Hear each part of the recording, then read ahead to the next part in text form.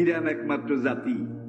গতকাল ইরানের সব মসজিদে লাল নিশান উড়িয়ে দিয়েছে, লাল নিশান। আরে ভাই, মুসলমান হইলে এরকম হওয়া দরকার। এবং ইরান ঘোষণা করেছে, ইরানের জাতীয় ন্যাশনাল গার্ডের প্রধান, এই লোকটা মুসলিম দুনিয়ার জন্য একটা নিয়ামত ছিল। এই লোকটা এমন ভাবে মধ্যপ্রাচ্যে এমন ভাবে হ্যান্ডেলিং করেছে, কন্ট্রোলিং করেছে, যুদ্ধনীতি করেছে, তা না হলে লেবানন, ফিলিস্তিন এগুলো অনেক আগে শেষ হয়ে যেত, অনেক আগে শেষ হয়ে যেত। কিন্তু লোকটা এত রণকুশলী ছিল।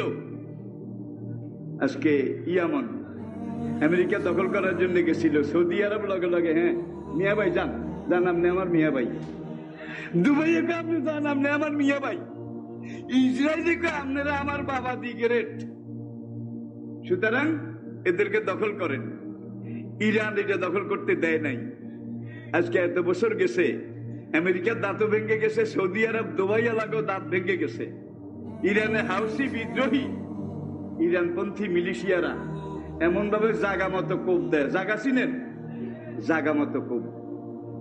একমাত্র কারণ ইরান, যার জন্য সর্বশেষ তারা সিদ্ধান্ত নিয়েছে যে ইরানের এই সেনাপতি যতদিন জীবিত থাকবে ততদিন মধ্যপ্রাচ্যে আমরা সৌদি আরবও দখল করতে পারবো না, ইয়ামনও পারবো না, ইরাকও পারবো না।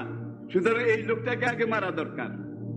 লোকটা শহীদ হয়ে গেছে, লাশও খুঁজে পাওয়া যায় নাই।